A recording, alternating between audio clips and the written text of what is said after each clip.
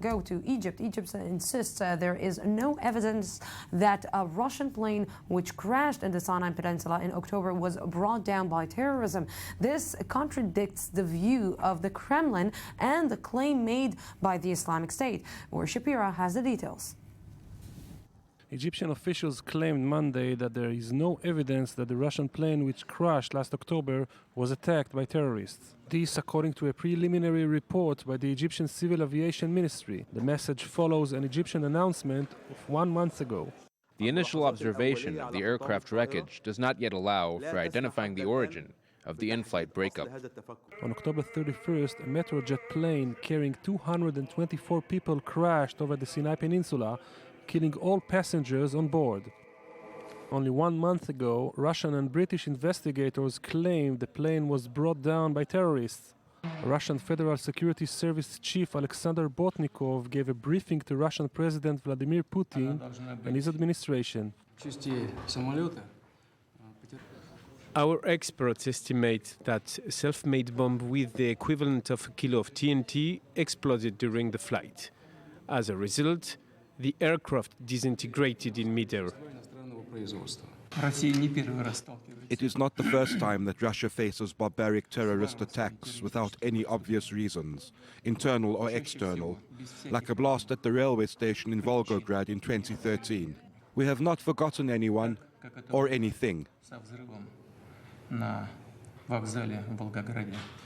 The Islamic State extremist jihadist group claimed responsibility for the attack and even posted pictures of the alleged bomb hidden inside a soft drink can. Numerous airlines decided to stop their flight to the Sinai Peninsula amid fears of more terror attacks, causing a major economic loss to the Egyptian tourism industry. Russia, however, continues its battle against the Islamic State in Syria.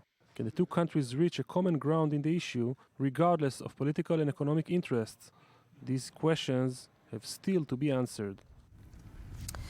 Amir Orn, you're still with me. What is the strategy that is standing behind Egypt's decision to say that it's not connected to ISIS? And what is the strategy behind the Kremlin's to say that it is connected to ISIS? And of course, ISIS, we understand the strategy, why they want to claim responsibility for this. So let's put some order into things. A very strange announcement by the Egyptians. But one has to remember that this is the Middle East. It is not as if everything is organized, everything flows from the top, and that President Sisi has necessarily authorized the release of this statement. Now, one could say that if you wanted to go by strict evidentiary rules, you cannot positively prove that this was indeed a specific terror act committed by someone you can identify. Mm-hmm. So based on that, you could probably indict but may not convict. Now, for all practical purposes, it is, of course, obvious that this was not a mechanical failure, that this was terror. However, there was no prior intelligence. What was later reported was that chatter was picked up and that the ISIS operatives in Sinai were jubilant about it. This is circumstantial.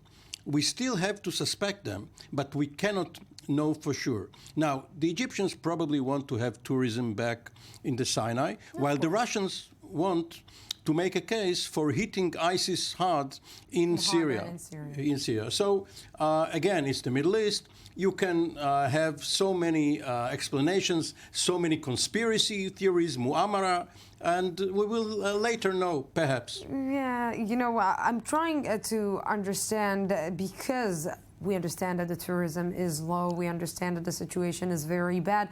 But why wouldn't Egypt want to join the fight against IS? Egypt does want to join the fight against the IS, first of all, because it hurts Egypt itself, not only from Sinai, but also because its Libyan border, 1,000-kilometer long in the Western Desert, is porous. People infiltrate through it. But in addition to that, perhaps there are also problems with insurance.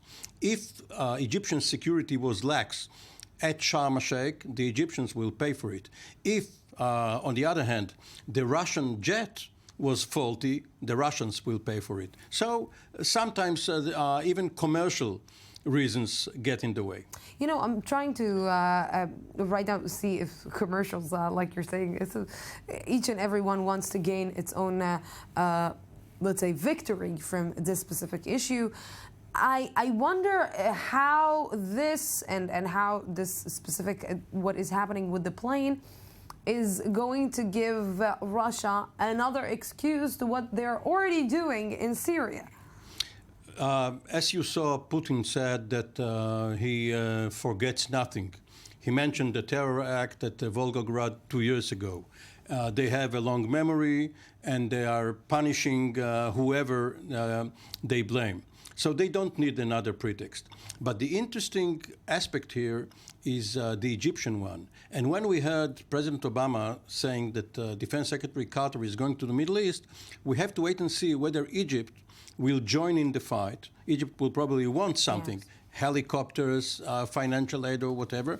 And one obviously remembers that in 1991, when the Americans under President Bush wanted the coalition against Saddam Hussein, they wanted Syrian and Egyptian divisions in Saudi Arabia under the nominal leadership of a Saudi general. So perhaps we are seeing here the making of an Arab coalition on the ground fighting ISIS. We'll have to wait for Carter's visit. Yeah, maybe they will have to start in the Sinai Peninsula before they're starting anywhere else with all the Bedouin tribes there.